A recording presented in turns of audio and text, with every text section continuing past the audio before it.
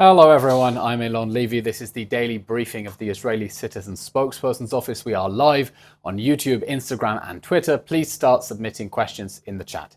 Today is day 254 of the October 7th war. 8 months after October 7th, the Hamas terror army continues to fight.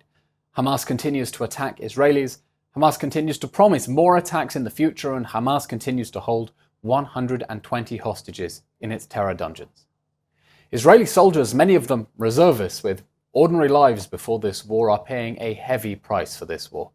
On Saturday, 8 Israeli soldiers were killed in an explosion while they were inside their armored combat engineering vehicle. It was the deadliest incident for Israeli soldiers in Gaza in nearly 6 months. Also over the weekend, 2 Israeli reservists were killed in northern Gaza. A few days before that, 4 Israeli soldiers were killed in Rafah in a booby-trapped building. What does all of this tell us? It tells us that the price that the people of Israel are paying to live as a free people in their own land is painfully high.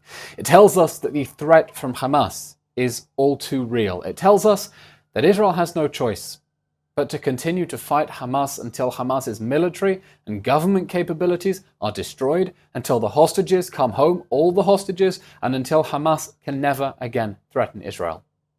And nearly 9 months after the October 7th massacre, Israel still has the support of the free world. And don't let anyone tell you that Israel is alone.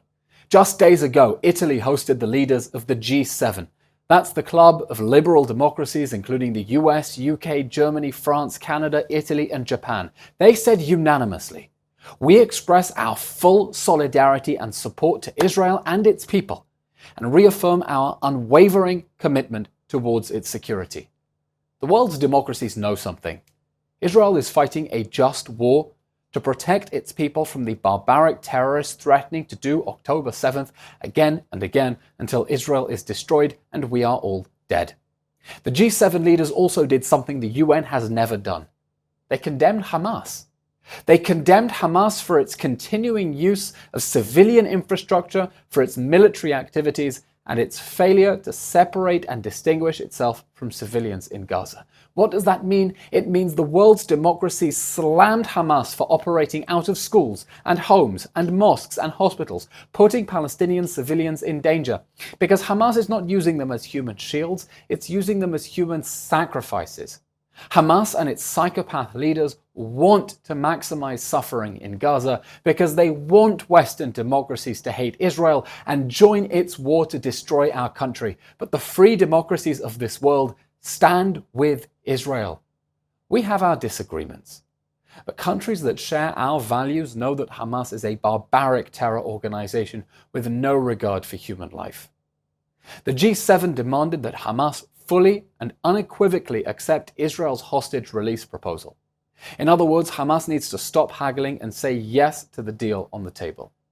We want all of our people out of the Hamas terror dungeons. There will be no one left behind. As intense fighting continues in the Hamas stronghold of Rafah, Israel has announced additional measures to increase the amount of aid yet again that can reach Rafah and everywhere else in Gaza. The IDF announced it would pause military activity along the road from the Kerem Shalom crossing to the main north-south road in Gaza, every day from 8 a.m. to 7 p.m. until further notice. Israel's crossings with Gaza are open, including the new ones it opened this war. Israel is flooding Gaza with so much aid the UN is drowning under it. Israel has flooded Gaza with so much aid that there is a backlog of 1,000 trucks worth of aid sitting inside Gaza that the United Nations has not picked up. There's no room to offload any more. The UN needs to stop lying about Israel's efforts and instead get to work scaling up its operations so that it can deliver the aid that is going in. Today is the Muslim holiday of Eid al-Adha, and I'll take the opportunity to wish an Eid Mubarak to any Muslim followers. I saw a New York Times headline today. On Eid al-Adha, Gazans mark another somber holiday amid war. It's not an easy time for Muslims in Gaza, but there's something the New York Times didn't think to tell you about the hardships that people in Gaza are facing. Hamas is holding 5 Muslim Israelis hostage in its terror dungeons. How do you think their holiday is going? How's it possible to leave that out of the article? I'll tell you something else the New York Times left out. According to Khalil Shkaki, the leading Palestinian pollster, a majority of Gazans still think that the October 7th attacks were a good idea. They think the October 7 massacre was the correct decision by their government, Hamas, and they think it was the correct decision because they think the world will reward it for it. As they saw with the governments of Norway, Ireland, and Spain recognizing a non-existent Palestinian state, they think that the barbaric atrocities of October 7th will take their national cause forward. We want a pathway to peace after this awful war, and for that to be possible, de-radicalization must be a part of the vision for a post-war Gaza. It's crazy, but the numbers don't lie. Most Gazans still think this war was a good idea. For peace, the world must help Palestinians realize that terrorism is a dead end so that their leaders never declare war on Israel again, like they did on October 7th. Meanwhile, in the north, Hezbollah in Lebanon continues to attack Israel with rockets, anti-tank missiles, and suicide drones. 60,000 Israelis have been displaced from their homes close to the Lebanese border, homes that are being destroyed, displaced for 8 months now, stuck in hotels around the country. The Israeli government has been clear for months.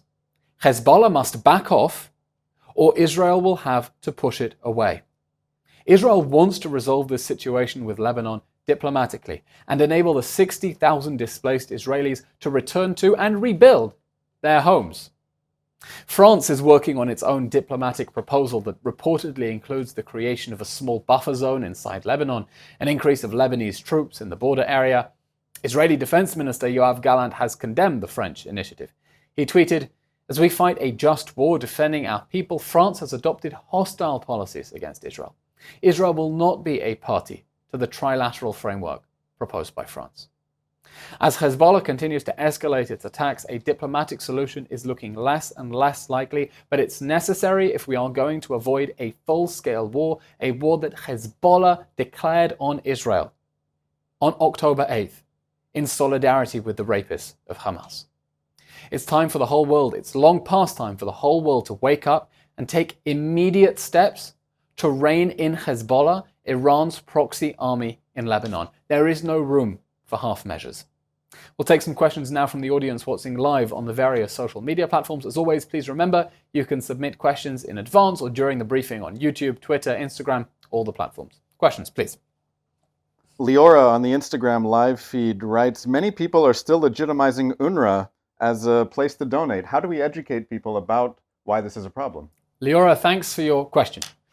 UNRWA is a Hamas front. It is an integral part of Hamas's war machine that turns a blind eye as Hamas steals aid away from civilians in need, that allows Hamas to operate military facilities inside its schools, and that employs thousands of Hamas terrorists, including some who took part in the October 7 massacre. It isn't part of the solution, it's part of the problem.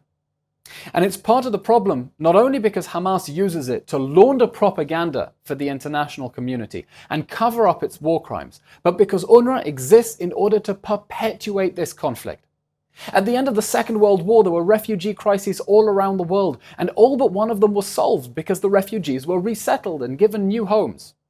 The Palestinians are the only case of a group that got their own refugee agency whose job is to give them refugee status in perpetuity one generation after the next, and as a result, 70% of people in Gaza, they were born in Gaza, their parents were born in Gaza, their grandparents were born in Gaza, are told Gaza is not your home.